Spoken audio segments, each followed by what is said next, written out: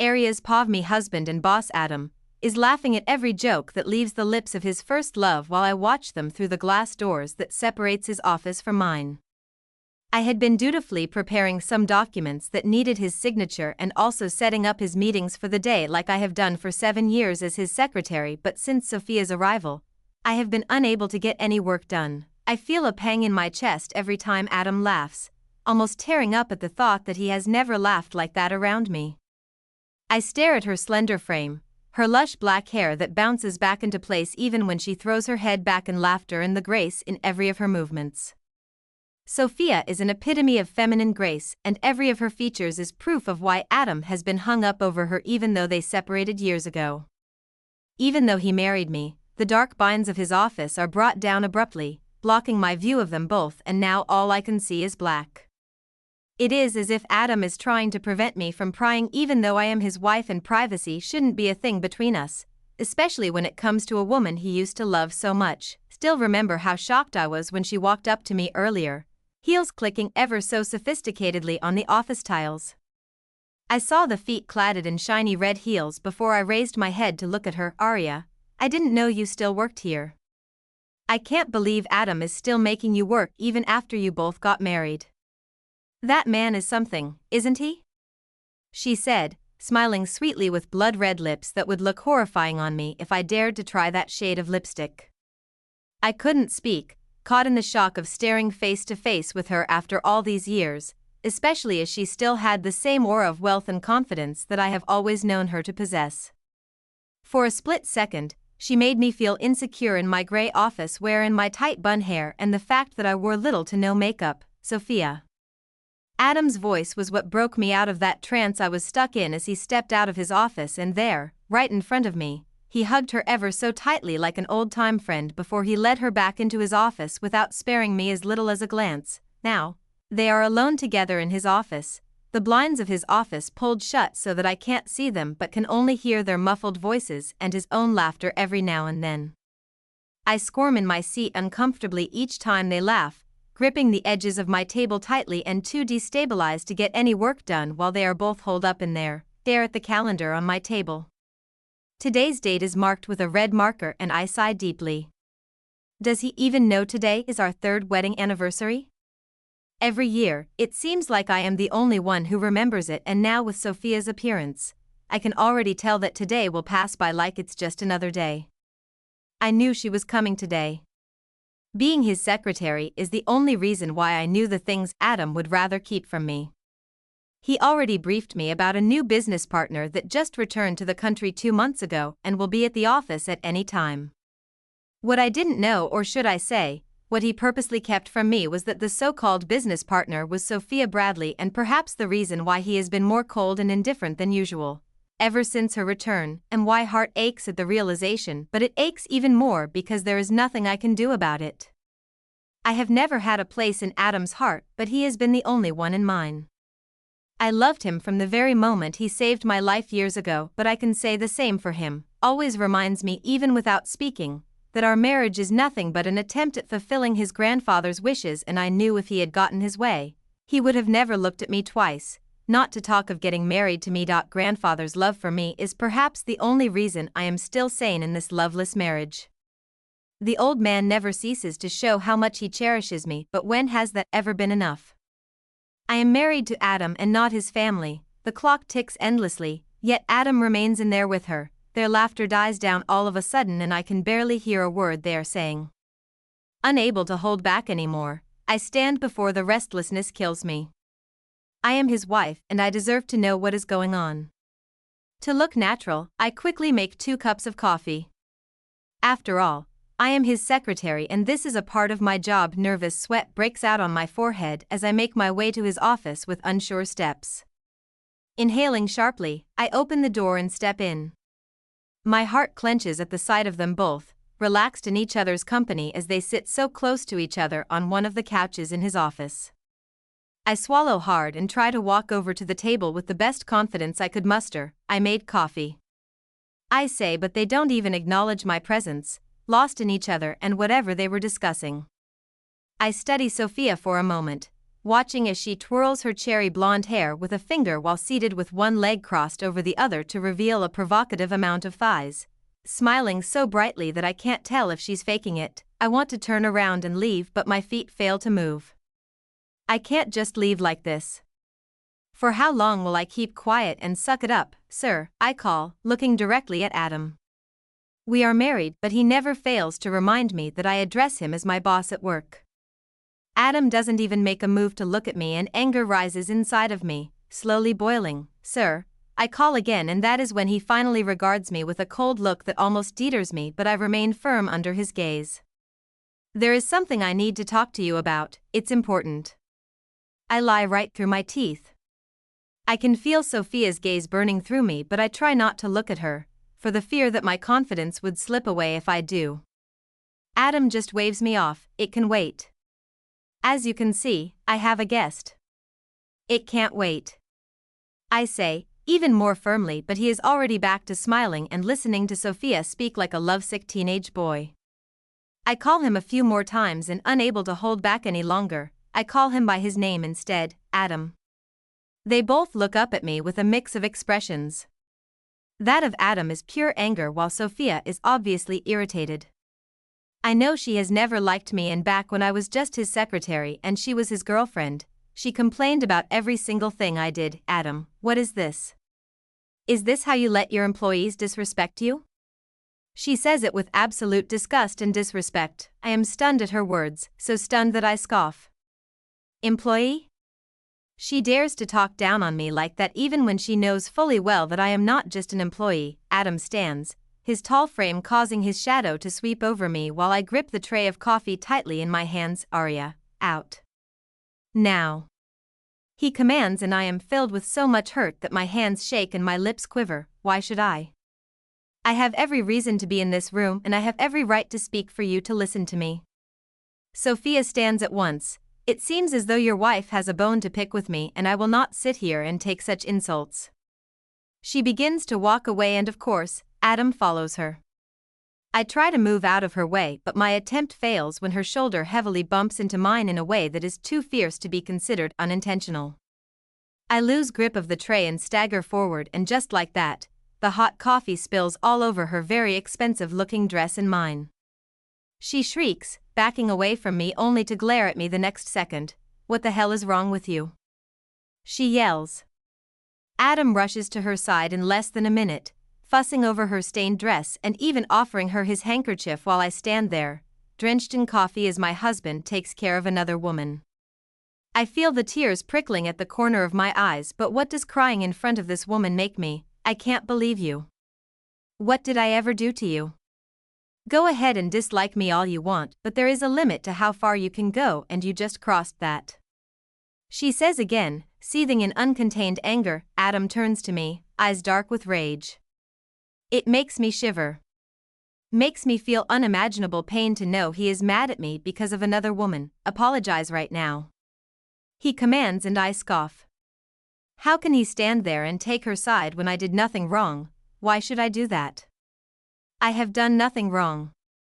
She bumped into me. I defend myself, my voice breaking.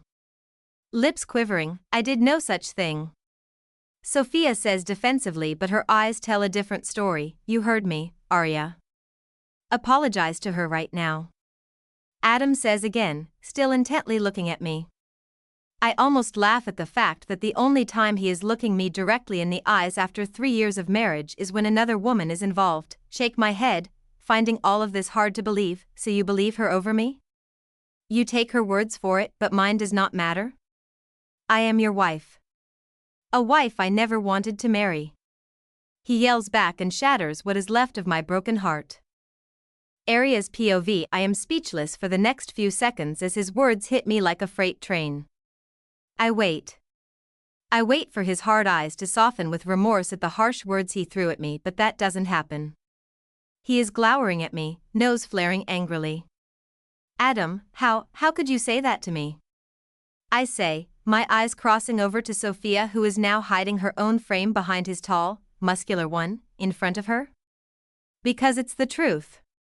He yells again, startling me into making a small helpless sound. Adam has never yelled at me.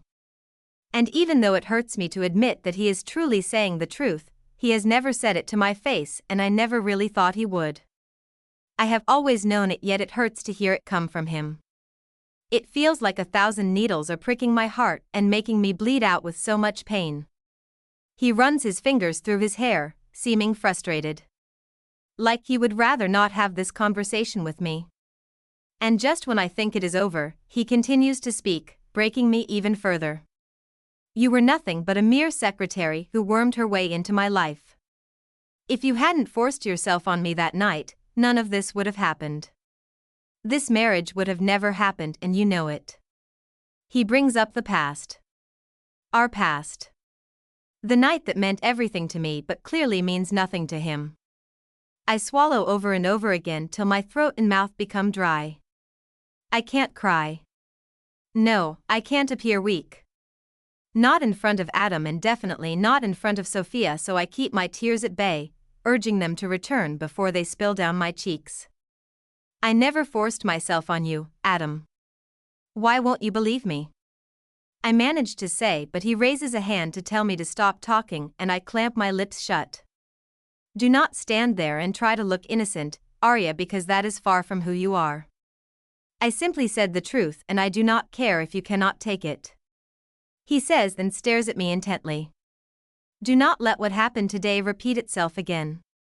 Know your place, and I will not have any reason to talk to you like this. Do you understand?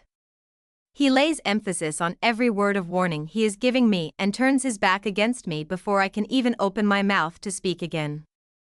Are you okay? I can't believe how his voice goes from hard to soft in the next second as he fusses over Sophia. Sophia makes a face that has me balling my fingers into a fist.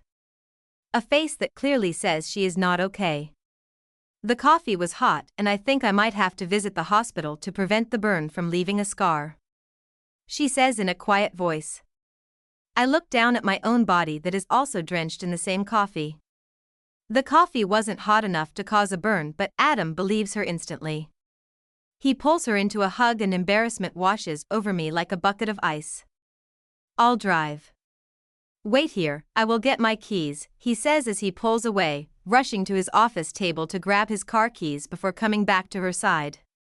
He takes her purse from her and leads her out. They both seem so lost in each other that they forget my existence totally, leaving me to stand alone in the middle of the room. Silence falls over me and I am left with my thoughts, licking the wound that his words caused. I have never been able to convince Adam that I didn't force myself on him yet till this very day. He still believes I drugged him into sleeping with him on the night we were having dinner with his family 3 years ago. I can never forget the pure look of disgust and shock on his face when we both woke up in each other's arms the next morning. I knew since then that Adam would never love me, yet I was hopeful. As the years go by, the hope keeps dwindling with his grandfather being the only support system in everything. Sighing, I return to my office and pick up my phone. My eyes widens when I see that a number has called my phone repeatedly all the time I was in Adam's office. The dread that fills me stems from the fact that I recognize the number as the hospital's number. I call back instantly, my heart racing. They pick up on the second ring. Mrs. Miller, we have been trying to reach you all afternoon. A female voice says. Why? Is something wrong? Is my grandmother okay? I ask, rushing my words as I am filled with dread and panic. You need to be at the hospital, your grandmother. I don't wait to hear the rest of her words. I race out of the room and call on a taxi to drive me to the hospital. I go straight to her hospital room, but the sheets and blankets are already being neatly arranged and the bed is empty. More panic. More dread. Where is my grandmother? I ask, where is she? The nurse cleaning the room gives me a look of pity that nauseates me. I am sorry, Mrs. Miller, but your grandmother died 10 minutes ago and has been moved to the hospital's mortuary. I am sorry. She says. The world around me stops and I don't know how I am able to walk on my 2 feet to the mortuary where the nurse leads me. She stops at the door and points to my grandmother laying on a table in the room, her body covered in a white sheet from head to toe. I walk to the bedside with shaky legs, and the moment I take the sheet off and set my eyes on her pale face, I burst out into a loud sob, wishing I could go back to a month ago so I can prevent that accident that made her this way. The accident that took my only living family away from me. "Grandma," I call in a broken voice as I reach for her hand. They are too cold, so lifeless, and the tears begin to leave my eyes in torrents as I remember how warm these hands used to be when they held my face. "I'm sorry, I'm so sorry," I cry, holding tightly onto her and hating myself for not being there in her last moments. I should have been there with her, but I was too busy worrying about my place in my husband's life. The nurse comes into the room and says, "She asked us to give you this." I wipe my tears, sniffling as I take what seems to be a keychain from her. I couldn't think of a reason why grandmother's parting gift to me would be a keychain, but I can't seem to care. Her cold hand slammed me into the reality of what had happened. Grandmother is dead. I fall to my knees by the bed and weep, muttering and calling for her to return to me. "Aria." Adam's voice calls from behind me. I am both surprised and relieved to find him there. He must have been contacted by the hospital as well and stopped by, since he already came here with Sophia anyway. Sophia is standing in the room with us, but I ignore her. I focus on Adam because I need him. I need someone to hold me and tell me everything will be fine. "Adam." I cry as I walk over to him and hug him without a second thought, my tears gathering and falling again. His body stiffens at my touch, but I don't let go. I need his warmth. I need him because he is really all that I have left, and I can't bear to lose him too. I expect him to push me away, but he doesn't. He doesn't hug me back too, but I can't find it in me to care as I sob uncontrollably. My tears subside and I sniffle repeatedly and slowly let go of him. He clears his throat and takes out his phone, saying, "I'll place a call to start making preparations for her funeral." He turns around to leave with Sophia also following him, but I can't bear the sight of him turning his back to me and leaving. I grab his hand. "Stay." I sound so weak and helpless, but I do not give a damn. "Please, don't go. Stay with me," I beg. Adam opens his mouth to say something, but a sharp cry stuns us both. We spin around at the same time to the source of the cry, and she is crouching, holding her stomach with an expression of pain. Adam rushes to Sophia's side in a heartbeat, and my heart sinks further down my stomach. "Sophia, are you okay?" he asks with concern ringing high in his voice. She shakes her head. "There is something I've been wanting to tell you but didn't know how," she says, holding her stomach as she looks directly at me. "What is it?" Adam asks, still very much concerned. "Adam, I am pregnant." Aria's POV grandmother's funeral is being held on a gloomy day, much to my displeasure. Listened to the weather forecast so I could choose the perfect day for the funeral, and according to the forecast, the day is supposed to be sunny and bright just like grandmother. I feel duped standing by grandmother's grave with the sky covered in clouds that only worsen the dark and depressing feeling that has settled in my guts since her death. Have cried so much that I have no tears left to shed at grandmother's grave, and now have to wear dark sunglasses to hide how red and puffy my eyes are rather than to complement my black dress. There are a few people hanging around the other graves in the cemetery to pay their last respects to their loved ones, and at each grave there are at least 2 people, couples holding each other, families comforting each other, and even church processions. I'm alone, with no one to comfort me since no one else bothered to attend my grandmother's funeral. With her gone, I realize how lonely I actually am, and the thought deals another blow to my already damaged heart. I try hard to get the heartbreaking events of the past few days off my mind, and when I finally succeed, I turn my focus back to my grandmother, smiling in the framed picture placed by her tombstone, and I force a smile as well as a fond memory of her slips into my mind. "Aria, my child, you can't frown like that every time or you'll get wrinkles like me before you are even my age," she would say, and then go ahead to spread my lips into a smile with her fingers. Grandmother was a cheerful soul who would tell me stories, mostly the ones about my birth, and how she knew from the very first day that she set her eyes on me that I was going to be a really beautiful and amazing child. I shared everything with her, and talking to her about my marriage was one of the things that made it bearable. I don't know what I'd do without grandmother. Tears start to gather in my eyes again and I take off the sunglasses to wipe them off before they start to fall. I already promised myself not to cry anymore. Grandmother wouldn't want that. Sniffling, I begin to place the things I brought with me by her grave: tulips, which were her favorite flowers, peaches, her favorite fruit, and finally some sweets because grandmother had a really sweet tooth and never listened to me whenever I told her they were bad for her age. There are no sweets in heaven, Arya. It's only right that I take as much as I can down here before the big guy calls me up there. She would say it the same. She unwraps another candy and tosses it into her mouth.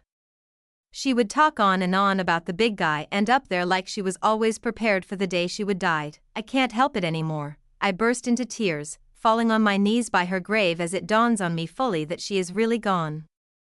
I should have let you have all the candies in the world. I should have been there with you at your dying moment. I should have held your hands and told you it's gonna be okay. My voice breaks, the deep regret and tears choking me and making me lose my train of thoughts. I can't think of a thing to say anymore, and so I just cry, sobbing so hard my body shakes, hear confident footsteps approaching me and feel a presence behind me that causes my sobs to come to a pause. My heart races and hope swells inside of me when the person puts a hand on my shoulder. I whip my head around, expecting to see Adam, but my hope quickly shatters when I see that it is Adam, Uncle Regis. I say, sniffing and wiping my tears in a rush. Here. He hands me his handkerchief, stuffing it in my hand and closing my palm around it before I can even refuse. I say a barely audible thank you before I dab at the tears with the hanky that smelt like him. I came as soon as I heard, "I'm sorry about your grandmother, Arya," he says in a sincere and kind voice. Regis has always been kind to me even when I was just a secretary. Whenever he came to visit his nephew at the office, he would stop to say hi and hand me a canned coffee with a smile on his face. However, he left the country to study a few days before our wedding and only returned not too long ago. This is the first time seeing him since his return, and the kind look in his eyes assures me that if he had been around, I would have had another person rooting for me just like Adam's grandfather. You didn't have to, I say quietly, trying to downplay how much it actually means to me that at least one person cares enough to be here with me. Regis looks around as if searching for something, and then he frowns when our eyes meet again. You're alone? Where the hell is Adam? He asks, his voice a little hard. My cheeks redden in embarrassment. Regis has only just returned and probably doesn't know anything yet. I am not willing to talk either. I force a smile and begin to pack the excess things I bought for my grandmother's funeral. Regis joins me wordlessly and I sigh in silent appreciation of how he doesn't ask any more questions. He takes everything from my hands even before I can protest. Did you drive here? He asks and I shake my head. I came here in a taxi. Come on, we'll take my car, he says and walks in front of me. I have no choice but to follow him. Have just gotten outside of the cemetery when a car drives into the parking space right beside Regis' car. The car is familiar and I keep doubting who it belongs to until Adam steps out of the car, eyes trained on me as he walks over. The first thing I notice is his royal blue suit and I feel the slow brewing of anger inside of me. How could he show up wearing that? It is like a blatant disrespect of my grandmother, and I can't stand to watch her get disrespected even in her death. It is clear that he came from the office. Little surprise there, and it would have been better if he didn't come at all, as I now realize how looking at him only infuriates me. He had managed to avoid me in the past 3 days since the hospital incident. 3 days since Sophia announced that she was pregnant and shook my world. I didn't need anyone to tell me who the baby belonged to. As he walks towards me now, I feel nothing but resentment for him. Is it over? Crap, I must have lost track of time, he says before turning to his uncle and giving him a tight smile of appreciation that I find nauseating. Thank you for being here with her, Uncle. Regis merely crosses his arms, staring back at his nephew. Care to explain why you are only just coming? Regis throws the question at him and I face Adam too, crossing my arms. Yes, Adam. Tell me what was more important than being at my grandmother's funeral. I already know the answer, but I still wait to hear him say it so I can have a reason to hate him even more. I really wanted to be here, Arya, but you know, he trails off, running a hand through his hair. I had to be with Sophia. The sound of her name is what does it for me, the same woman who is the reason I wasn't around to witness grandmother's dying moments. Did you really come all the way here to tell me you were with another woman you slept with and impregnated? What? Regis is the one who speaks, his voice echoing his shock as he looks from me to Adam. Adam's usual blank look remains as if he is unaffected by my words and the pain he has caused me. Let's not do this here, Arya. You know I can't just leave her. I scoff, I never stopped you. You know what? You should have never come here. You should have stayed with her since that is where your loyalties lie now and I am no longer in the picture. Adam frowns, moving closer and intimidating me just a little with his height and muscular frame. What does that mean? You are my wife. Ex-wife, I say the words without even thinking. I didn't think any of this through, but I don't care because my entire being seems to agree that this is what's best for me. I want a divorce, Adam. His eyes grow wide, unable to contain the shock at my words, and I am proud of myself that I finally got a reaction that isn't anger or coldness from him. Both the divorce papers and my resignation will find their way to you soon. I add before he can get over his shock, and I don't wait for him to reply as I turn to an equally stunned Regis. Take me home, Regis.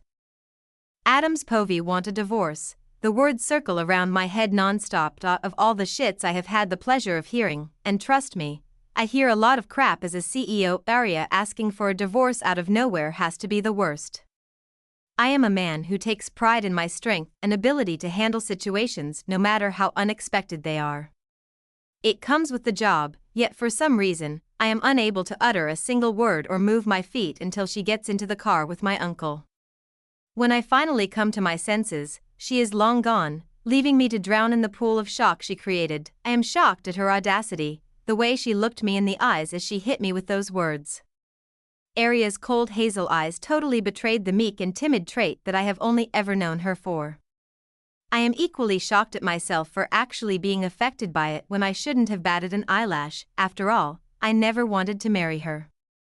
The 3 years of living with Arya felt like I was in bondage created by her own deceit and my grandfather's overbearing attitude. Never cared about Arya, yet the sound of divorce numbed me completely that I am unable to think straight until the door to my car opens and reminds me that I am still standing still in front of the cemetery. My personal assistant steps out of the car and speaks. Sir, your appointment with the Taylor Enterprises is 30 minutes from now. It's more than an hour's drive from here. We should leave now. If cancel it, I say, heading back to the car, not quite in the right mind to process anything, not even a meeting whose outcome was worth millions of dollars. My assistant follows behind me in a hurry, obviously confused. But sir, that isn't the only appointment for the day. You also have. He starts to read out my packed schedule for the day as I finally get into the car. Cancel them all, I say, settling into the leather seats of the car and loosening my tie at the same time as it feels like I am slowly losing the ability to breathe. Get in and turn the damn AC on, I command him, unable to prevent my anger and irritation from reflecting in my voice. Finally noticing the negative emotions rolling out of me in waves, he mutters his response before getting into the driver's seat and pulling the car out of the cemetery's parking lot. Get to the highway. Air is emitting from not only the AC in the car, yet I feel heat rising from inside of me, and not even loosening a few buttons on my shirt helped. All I can think about is Arya and the damned divorce. My shock is long gone and I am now stewing in nothing but anger, bordering on rage. Who the hell does she think she is? What gives her the boldness to think she makes the call for divorce? If anyone should be asking for a divorce, it should be me. I am the one who married her against my will. She's the one who found me so irresistible that she went as far as drugging me just to have me. If anyone deserves to slam divorce papers in her face, it is me, but the thought never crossed my mind. It's a good secretary, dutiful, efficient, and always at my beck and call. She also doubles as a good wife, never getting in my way or needy for attention. Arya takes whatever I give her, the little time, the irregular sex, and the little communication, all that I deemed appropriate for our kind of relationship. The sudden switch has me racking my brain, thinking of different possibilities and all the things that could have gone wrong. A thought crosses my mind and it intensifies my anger in a way that I can't even understand. find out if Arya has been meeting anyone lately. Men in particular. I say. My assistant meets my eyes through the rearview mirror. His eyes fail to hide his surprise that I am asking him to look into my wife and the possibility that she's been seeing other men. I can't rule out all the possibilities, and if Arya has really been cheating on me, I swear to God my phone vibrates beside me on the leather seats. Sophia's name pops up on the screen in a message notification. She's asking me when next I would be available for an appointment at the doctor's office. Seeing Sophia's message douses my anger but leaves me with a far more disturbing emotion. I thought of all the reasons why my quiet wife is suddenly asking for a divorce, but it never crossed my mind that impregnating the woman I once loved could be the reason. Think back to that day 2 months ago when yet again, I let drinking lead me into making the worst decisions. All I had to do was pick Sophia up at the airport, drive her to her hotel and return home. Instead, I took the invite to have a drink in her hotel room. For old time's sake, she called it. We did more than just have a drink that night, and the outcome is the baby growing inside of Sophia. I can't call it a mistake yet deep down, I know it should have never happened. I should have never let myself get tempted by the thought of how being inside of Sophia will feel after 3 years. I want the child. It's my baby and I don't plan on losing it, but it comes at a price that I never thought would be a problem, which is the divorce with Arya. I can't let Arya divorce me. I need her. At the office and in my home. She's been my secretary for 7 years and no one can do her job like her. I also pay her well and make sure she doesn't need anything as my wife. How does she plan to survive without me anyway? Does she think that by asking for divorce, she has put herself on a higher level than me? What game is she playing with me now? Ha! Women thinking that they can live without a man and his support. As I think deeply about these things, I also think of a way to remedy them. I just need to do something to appeal to her. What do women like? I asked my assistant. He hesitates at first, surprised by the sudden question before he clears his throat and answers, designer bags I guess, and oh, flowers. I am already scrolling through an online store on my phone, clicking away at every expensive bag that catches my eyes until I have already ordered a number to last her an entire year. Then we make a stop at the flower shop on the way home.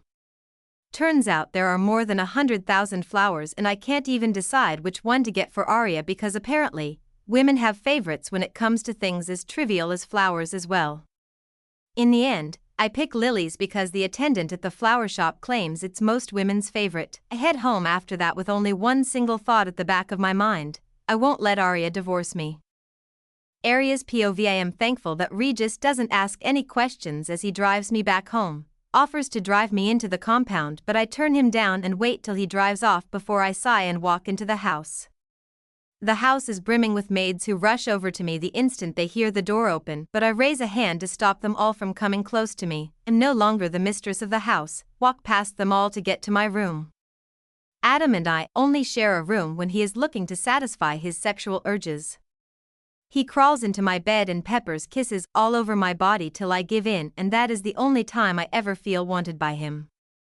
As I walk into the room, I refrain from staring at the bed for longer than I should, afraid that the memories of us tangled up in sheets with him buried deep inside of me will break my resolve.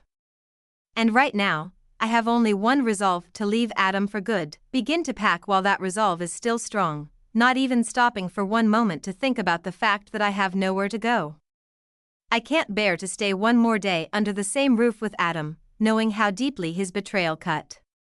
I only pack a few things that are important, assuring myself that I will come back for the rest of my things later when the divorce is finalized. I'm only halfway through packing when I hear the sound of a familiar voice that never fails to send chills down my spine, and even right this moment, I can already feel the chilling crawl of dread, and it makes me stop packing immediately. Adam's mother, Elodie, and his sister Eva are here. Exhale sharply, trying to keep my breathing under control and to also keep the terrible memories of them from flushing into the forefront of my mind.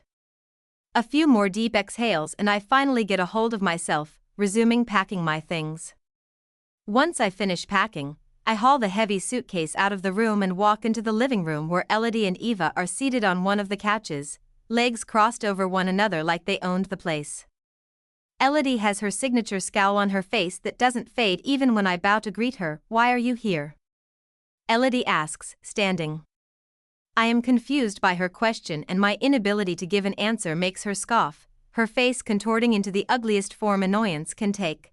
I almost forgot how dumb you are. Elodie says again. Dumb. Her favorite word to throw at me the way she pleases, and of course, it doesn't hurt less today.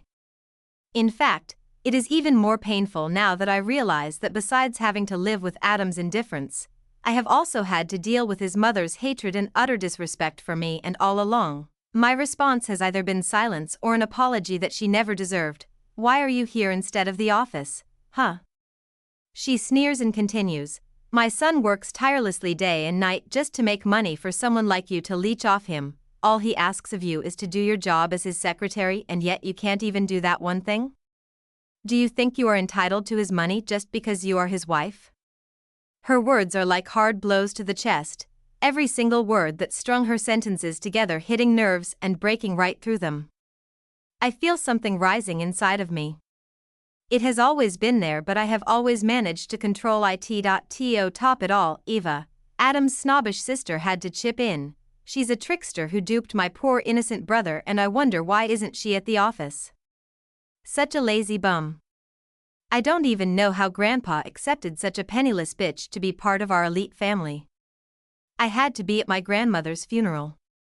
I respond simply, hoping the scowl on her face will disappear, but it gets even more profound, and she adds a scoff for good measure. Did Elodie and Eva not know that my grandmother died? Is she dead for real? Or is it just an act? Eva has the guts to ask me, and I glare at her. Elodie continues, of course, that's your excuse for being a lazy gold digger. Tell me, did that grandmother of yours teach you to go after other people's money instead of working for your own? That very thing that has been rising inside me since I saw Adam's mother reaches its peak. It's anger. It is red, pure and fiery, and controls my whole being that I cannot even bring myself to care about anything other than keeping my grandmother's name from being soiled. Do not talk about my grandmother like that. I yell, and she jumps slightly, startled by my outburst. Did you just yell at me? She says, taking a step forward, but I don't flinch as I stare back into her eyes. Eva approaches me and she lashes out. Did you just shout at my mother?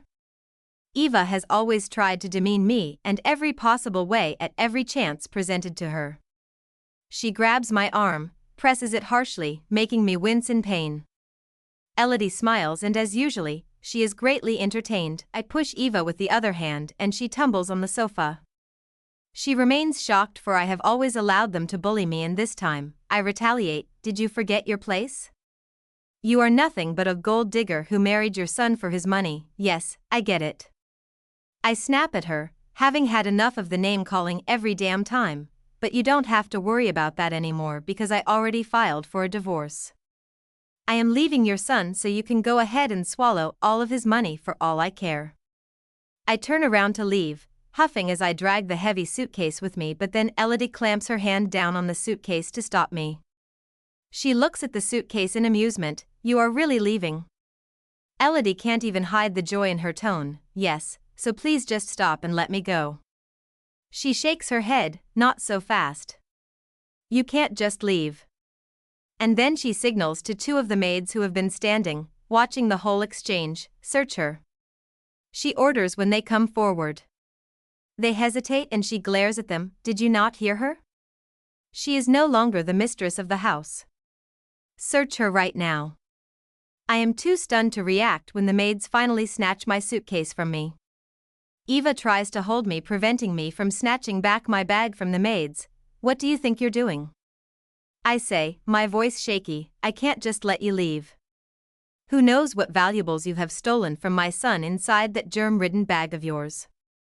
My mouth opens and closes several times at her words as I can't even come up with a single string of sentences to say to her. I just watch as my things come tumbling to the ground in the rough search. Tears of humiliation burned at the back of my eyes. I don't struggle anymore from Eva's grip, and she stares at me triumphantly. What is that? Hand it over. Adam's mother says when one of the maids found a gold bracelet I had lodged into my case. Grandmother's bracelet, the only thing I have left of her, no. I rush forward to stop her from handing it over, but I am too late. Adam's mother is already holding and inspecting the bracelet. Oh, wow. Mom, you finally found something she stole from Adam. Eva exclaimed enthusiastically. Upon saying those words, she drags me and throws me onto the marble. I hit my nose. As I touch it, blood is coming out. I wipe it quickly and spring up to my feet. I knew it. You took something. Did my son buy this for you? What gives you the right to think you can walk away with something he got for you after filing for a divorce? Elodie snaps. That doesn't belong to your son. It is mine and I will appreciate it if you give it back. She does the exact opposite and only continues to accuse me of being a thief until the door opens and Adam walks in. I don't feel relief at his presence like I usually do when his mother treats me this way. Instead, I feel nothing but resentment for him. I want to scream how much I hate him to his face. His face twists into confusion when he sees the situation. What is going on here? He asks, walking further into the house and looking from his mother to me. Thank goodness you arrived, son. This leech was about to leave with something that clearly doesn't belong to her. His mother responds, and she hit me. Eva adds, almost in tears, complaining to Adam. This time, Adam is too shocked to ask me why I hit his dear sister. I thought, as he did in the past, he would force me to apologize, but this time, he did nothing.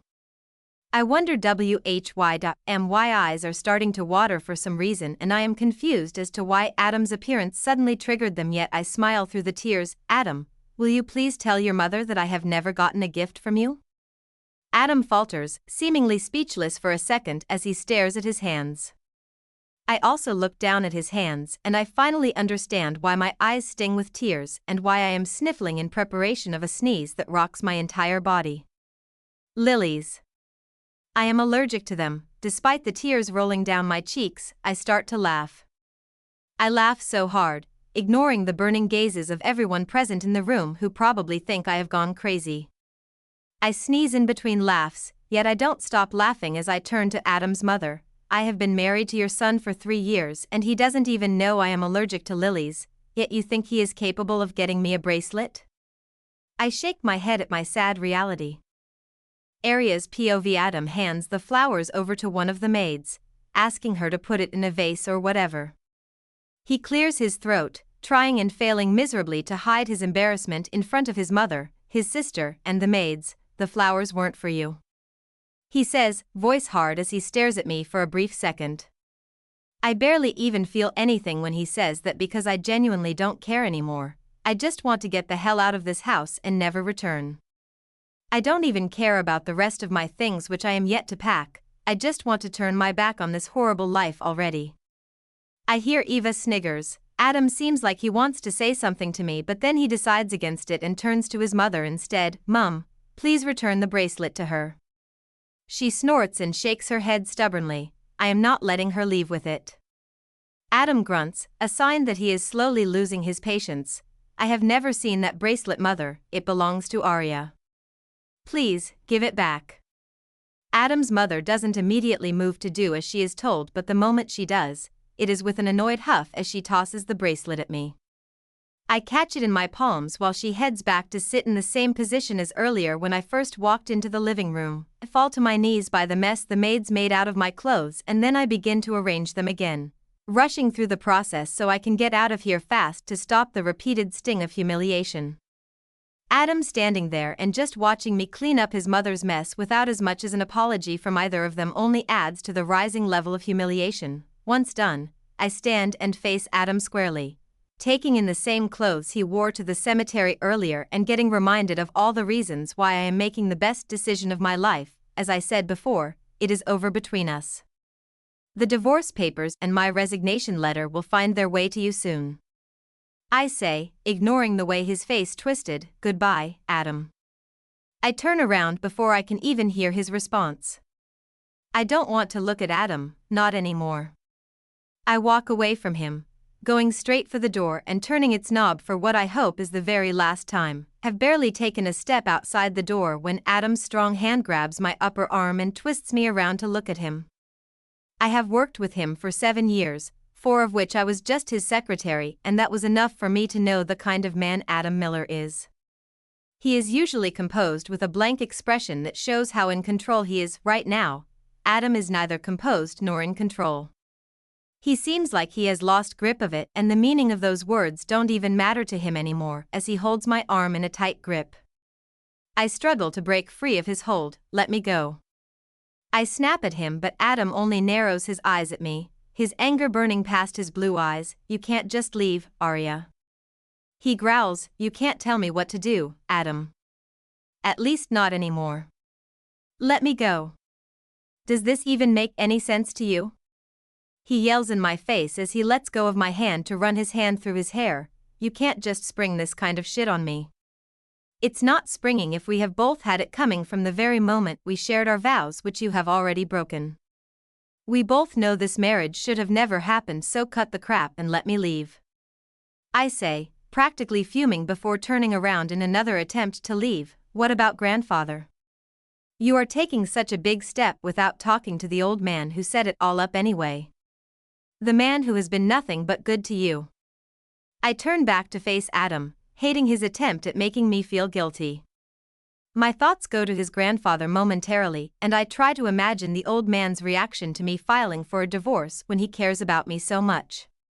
However, I don't waver. I refuse to let those thoughts come between me and my freedom. I refuse to put the wish of another over my own happiness. I will talk to grandfather. Believe me, you have nothing to worry about. I say and make another attempt to leave, but of course, Adam doesn't give up as he speaks again. I won't sign it, Arya. I won't sign the goddamn papers. What the hell is wrong with you? I yell out my frustration. Why won't you just let me go? He stares me down, eyes burning stubbornly. I won't sign the papers, and I won't accept your resignation either. The company has rules you have to follow, and you can't just decide to resign without prior notice, especially when there is a lot of work at the office which I pay you to do. I scoff, unable to believe his nerve. Unable to get over his selfish thinking and absolute lack of remorse for the things he has done. You have Sophia, don't you? I shoot at him and his brows furrow. What does that even mean? Everyone adores Sophia. She is smart, beautiful, and can get your work done for you, and oh, don't forget the fact that she is also pregnant with your child. How perfect is that? Adam's mother springs up, surprise evident in her features. Clearly, she is just learning about her coming grandson. Adam, is what she says true? You have a child on the way? Eva asked excitedly. Adam's expression don't give anything away, and he doesn't even spare his mother or sister a glance. He is still looking straight at me. Arya, what happened between Sophia and I wasn't intentional. It just don't you dare make excuses for her. Who cares what she thinks? Sophia is who you have always deserved. The only woman who actually deserves to be my daughter-in-law. Adam's mother cut in while making sure to give me a nasty look that doesn't even surprise me anymore. Shrug at Adam, a way to show him that I was right. Everyone wants Sophia, including him, and he can't even bring himself to deny it. He continues to ignore his mother. Arya, it was an accident. He says again, and I nod, like I am agreeing to his words. 3 years ago, you didn't think the same way. You didn't think you accidentally slept with me, but instead believed I had gone as far as drugging you to sleep with you. What changed, Adam? Because all I see right now is a bloody hypocrite and a coward who would rather blame others for his mistakes. When I turn my back to him this time, I don't stop walking. I don't turn around. Arya. Arya, get back here while I am still being nice. Arya, I swear to God, if you walk out that door, I won't take you back even if you go on your knees. You need me, Arya. You can't survive without me. Adam yells after me, but I don't stop walking as his arrogant words only fueled my desire to get away from him as fast as I can. I block out the rest of his words as I open the door and welcome my peace and freedom, and never going back to that sad reality.